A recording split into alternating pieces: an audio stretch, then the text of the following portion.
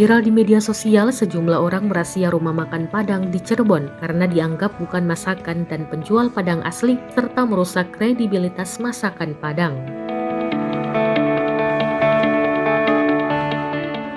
Diketahui aksi ini dilakukan oleh Paguyuban Rumah Masakan Padang Cirebon atau PRMPC. Kini, PRMPC melalui Dewan Penasihat Erlianus Tahar angkat bicara. Menurutnya, organisasi tersebut hanya merazia tulisan promo atau dibanderol Rp 10.000 di warung masakan Padang. Hal ini yang membuat adanya aksi pencopotan tulisan masakan Padang dan menuai penolakan dari pemilik warung. Erlianus atau akrab disapa Yunus mengatakan pihaknya merasa resah terhadap rumah makan Padang yang diobral hanya dengan harga serba Rp10.000.